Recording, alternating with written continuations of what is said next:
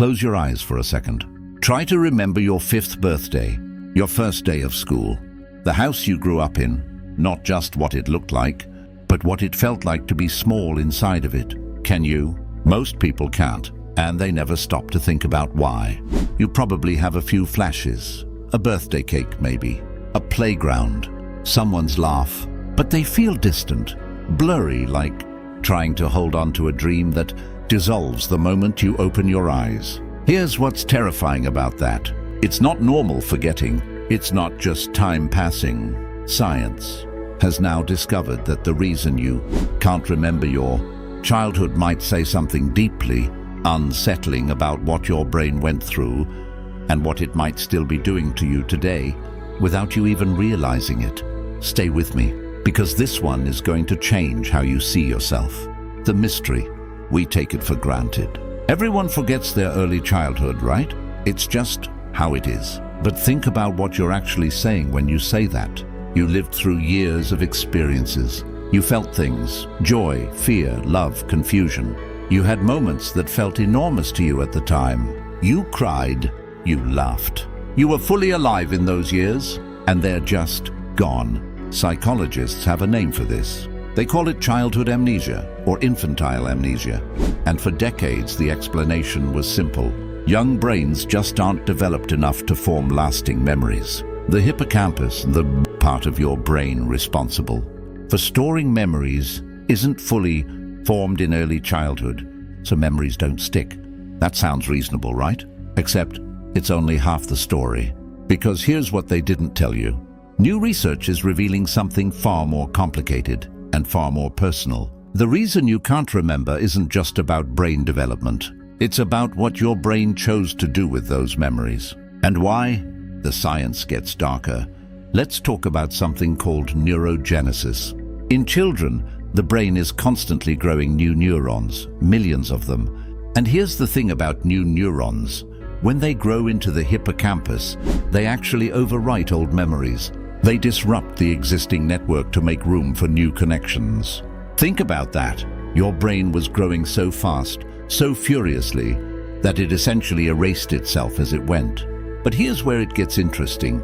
Researchers at the Hospital for Sick Children in Toronto discovered that this process, this overwriting, can be accelerated or slowed down depending on one thing: stress. Chronic stress in childhood doesn't just hurt you emotionally. It physically changes the rate at which your brain processes and stores or erases memories. Children who grew up in high-stress environments, unstable homes, or experienced early trauma show different memory patterns than children who didn't. Some remember less. Some remember things distorted. Some remember the feelings perfectly but lose the facts completely. They can't tell you what happened, but their body still knows something did. That last part, remember that. We're coming back to it, the part no one talks about. There's another layer to this, and it's the one that keeps me up at night. Your brain has a protection mechanism. It's called dissociative amnesia, and in its mild forms, it's far more common than most people realize. When something happens that is too overwhelming for a young child to process, emotional neglect, not feeling safe, not feeling seen, witnessing conflict, or something more serious, the brain sometimes makes a choice. It buries the memory, not just stores it away. It seals it, hides it behind a wall that the conscious mind can't access. This is not weakness. This is survival. Your brain was protecting you. But here's the cost. Those sealed memories don't disappear. They don't just sit quietly in a locked room. They leak. They show up in anxiety you can't explain, in reactions that feel too big for the situation, in relationships where you suddenly feel 5 years old again without knowing why, in a sadness that lives in your chest with no clear origin story. You might not remember what happened, but your nervous system does. Your body remembers everything. There's a phrase that trauma researchers use: the body keeps the score. It's also the name of one of the most important books written on this subject. And what it means is this: even if your mind has no access to the memory, your body stored the emotion, the tension, the fear, the longing, and it's been carrying it ever since. The question you need to ask yourself: Think about the things that trigger you without reason. The moments where you overreact and then feel embarrassed, confused about why it hits so hard. The patterns in your relationships, the same fights, the same fears, the same walls going up. The way certain tones of voice make something tighten in your chest. The way being ignored sends you somewhere dark. These aren't personality flaws. These aren't you being too sensitive or too much.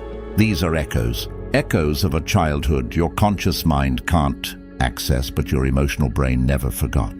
And this is where it gets really important, because most people spend their entire adult lives reacting to a past they can't even see.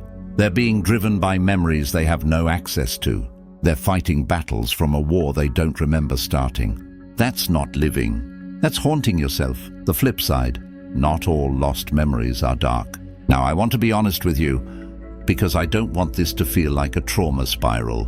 Not everyone's childhood amnesia is rooted in pain. Some of it really is just biology. Some of it is simply the natural overwriting of an exploding brain.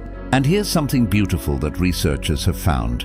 Even when explicit memories, the facts, the dates, the events are gone, implicit memories survive.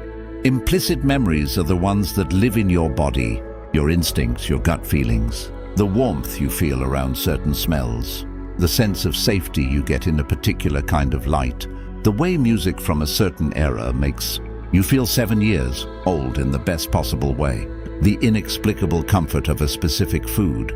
These aren't random. These are your childhood reaching through the wall to touch you. These are the good things, the love, the safety, the joy that your brain encoded so deeply it didn't need words to store them. So you're not completely cut off from who you were. You're connected, just in a language that isn't linear, in feelings instead of facts, what you can do. So what do you do with all of this? First, understand that your gaps are not failures.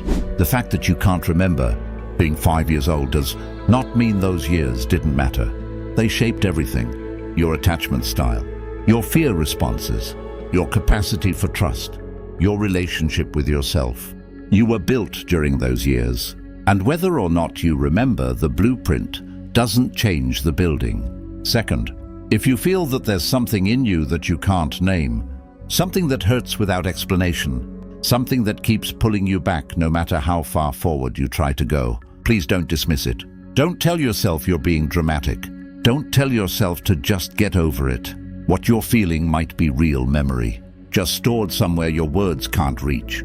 And there are ways to reach it. Somatic therapy, EMDR, internal family systems, even just honest, compassionate journaling, not to remember, but to listen to what comes up when you get quiet enough. You don't have to remember every detail to heal. You just have to stop running from the feeling. Third, and this might be the most important thing I say in this entire video, talk to someone, a professional if you can, a trusted person if you can't yet. Because the thing about sealed memories is that they crack open in safe relationships.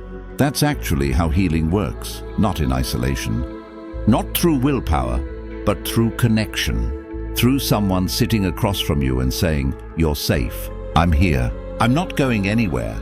Your brain needed to hear that as a child. And in some ways it still does. You came into this video maybe just curious about a weird fact. Why can't I remember being little?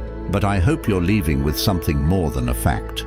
I hope you're leaving with a little more compassion for yourself, for the child you were, who survived things in whatever way they could, who built a brain sophisticated enough to protect itself, who grew into you, complicated, searching, still figuring it out, but here, still here. The memories may be gone, but you are not gone. And the work of understanding yourself, slowly, gently, without judgment, that's not just possible. It might be the most important thing you ever do.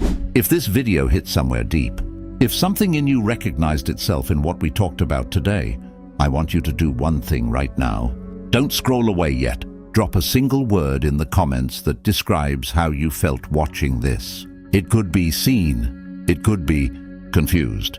It could be scared. It could be relieved. Whatever it is, write it. Because that one word, that's you being honest with yourself. And that honesty, that's where everything starts. If this helped you, share it with one person. Not for the algorithm, for them. Because someone in your life is walking around carrying a childhood they can't remember and a pain they can't explain, and they need to know they're not alone. And if you want to go deeper into topics like this, subscribe. Because this is the kind of conversation we have here.